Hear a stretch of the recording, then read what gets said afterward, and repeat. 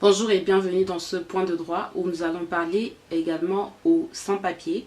Nous allons leur expliquer pourquoi est-ce qu'ils n'ont pas le droit de s'inscrire à Pôle emploi.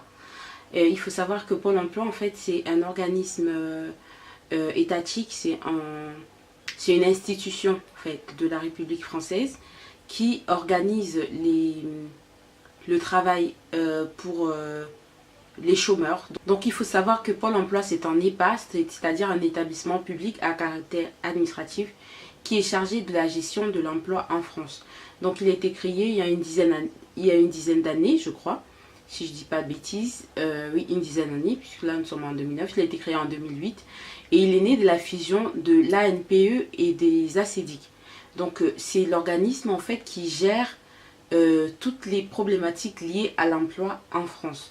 À côté de cet établissement-là, on a des micro-établissements ou micro-organismes comme l'APEC qui gère les cadres, d'autres petits organismes comme ça qui gèrent également l'emploi en France, donc qui prend beaucoup plus en charge les chômeurs, des personnes en situation de chômage, qui assurent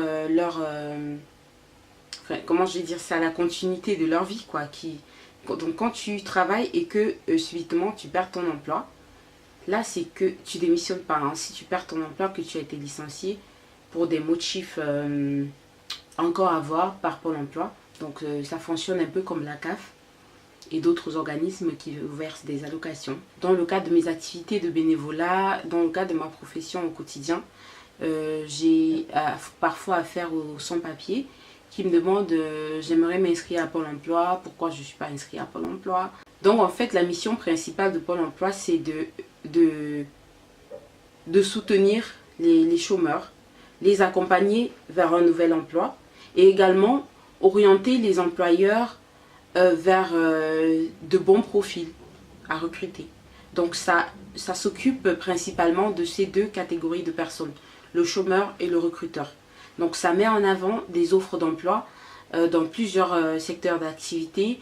Également, Pôle emploi aussi peut prendre en charge des formations. Il faut remplir un certain nombre de conditions. Pôle emploi peut vous aider et vous accompagner dans le financement de votre permis, par exemple, de conduire. Si cela s'avère être indispensable pour votre retour à l'emploi, eh bien, Pôle emploi vous finance. Pôle emploi également, donc c'est un service public, hein, c'est un service public de l'État. C'est-à-dire que c'est vraiment là pour tout le monde peut en profiter. Et par contre, les sans-papiers, pas encore. Donc, il vous faudra attendre de vous régulariser pour pouvoir profiter de Pôle emploi. Voilà. Donc, je vais rapidement vous donner les conditions pour pouvoir vous inscrire à Pôle emploi. Tout d'abord, il faut appeler le numéro 3949. Je tenais à vous préciser que si les informations que je vous donne dans cette mini-vidéo, c'est vraiment une courte vidéo, ne vous satisfont pas, eh bien, vous pouvez appeler le 3949. Pour avoir plus d'informations parce que c'est le numéro standard de Pôle emploi.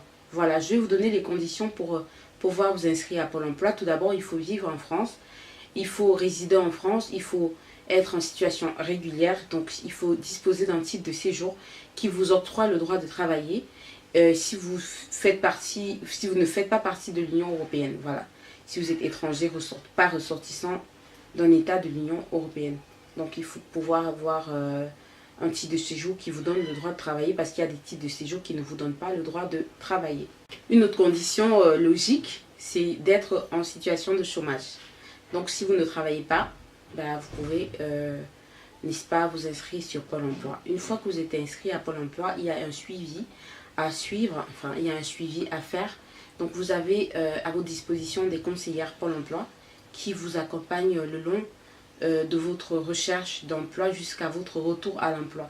Et une fois que vous êtes retourné à l'emploi, Pôle emploi est encore là pour vous accompagner dans d'autres démarches qui visent à vous faire trouver un emploi qui vous passionne vraiment, l'emploi de vos rêves. Vous savez, il peut y avoir des jobs alimentaires, vous travaillez vraiment pour travailler, quoi. Donc voilà. Aussi, notez également que pour vous inscrire à Pôle emploi, il faut disposer de 4 documents principaux, à savoir un CV, il faut avoir un RIB, c'est-à-dire avoir un compte bancaire. Il faut également avoir une pièce d'identité.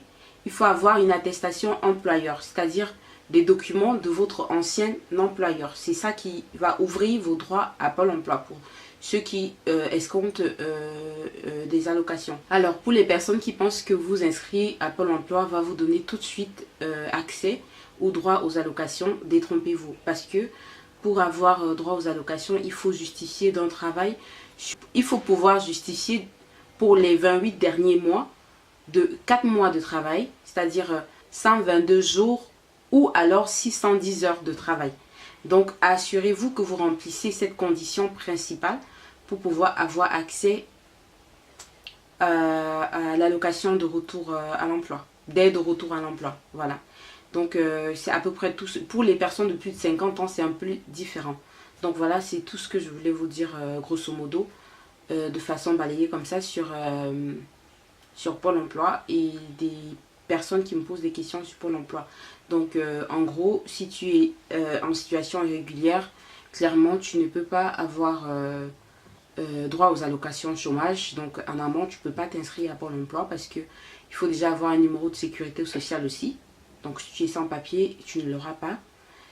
Et voilà, si tu peux avoir un numéro, oui, mais c'est des numéros temporaires en fait. Ça pose problème. Il y a eu des cas où c'est passé, des cas où c'est pas passé. Donc ça, c'est vraiment c'est des cas à jurisprudence, je dirais.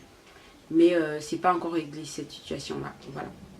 Donc ce sera tout pour cette vidéo. Au plaisir de vous retrouver dans la nouvelle vidéo pour un autre point de droit. Au revoir.